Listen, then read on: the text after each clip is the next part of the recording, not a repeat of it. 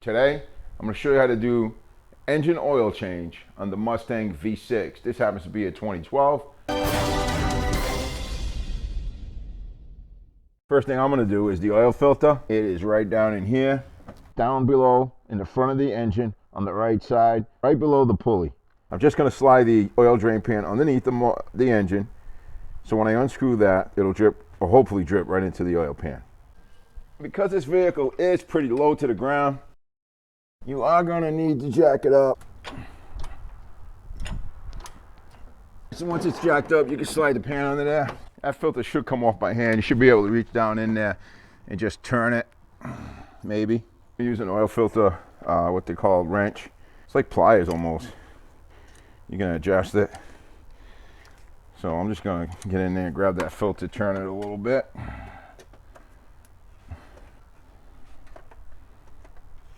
And once you get it loose, you should be able to just turn it out.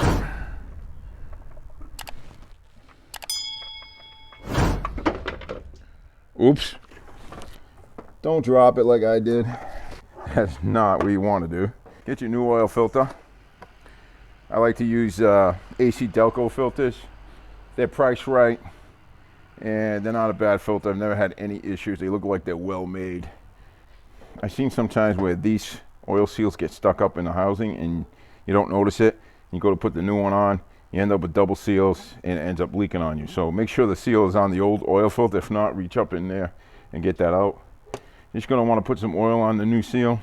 Take your finger, rub some oil on that new seal so it slips on the housing. In case you are wondering, I do buy these on Amazon. I get them like 5 or 6 at a time. That way I got enough to last me a couple of years, really. And it's cheaper on shipping. But they're priced really well. So put the filter back on. Find where it goes. It's hard to see under there. Careful not to cross-thread that filter, all right? You're going to screw it down until you know that seal has started to touch the housing. And then you're going to give it 3/4 of a turn after it touches the housing. And that's all you need. Nothing more than that. You don't need to crank it on there super tight. Now I'm going to take the oil filler cap off. This calls for 5W20. It is a synthetic oil that this engine calls for, and that's what I use. We're going to go underneath the car and we're going to go ahead and drain the oil. All right, that's a 15 millimeter.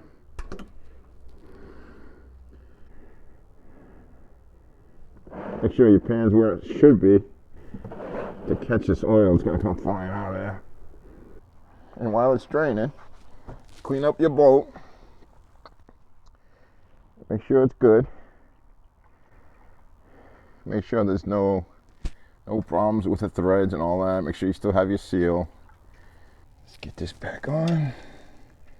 Now, just to let you know, all drain plugs, or most of them, they call for about 20 to 25 foot-pounds of torque on the plug. You're better off torquing it with a torque wrench. If not, just snug it down, but do not overdo it.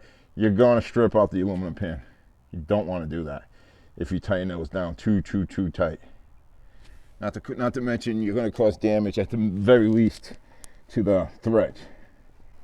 I do use Amazon Basics full synthetic 5W20 oil on this motor. This takes about 6.5 quarts, something around there.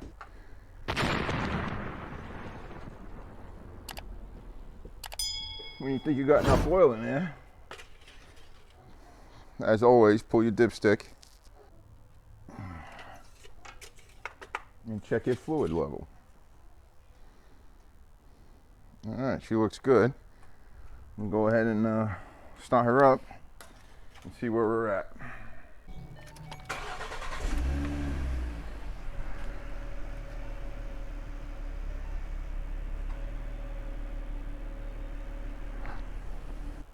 Now that we ran the engine, we're going to go ahead and just quickly check the oil level.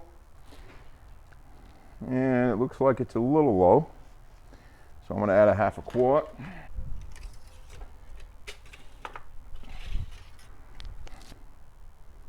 So we're right in the middle. There's 2 dots here. I'm right here in the center. And I'm happy with that. The engine's not hot, so once it heats up, it'll probably come up to here because the oil will expand. So I'm good. Right in the center, I am fine. Take the oil filler cap, put that back in. There's one last thing to do, and that is reset the computer. So let's get in the car. You're going to see it says engine oil change soon.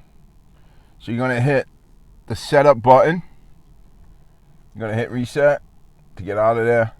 Hit the setup button again. Keep going till you get here. Now you're going to see oil life 5%. Hold reset for new. So we're going to press and hold the reset button.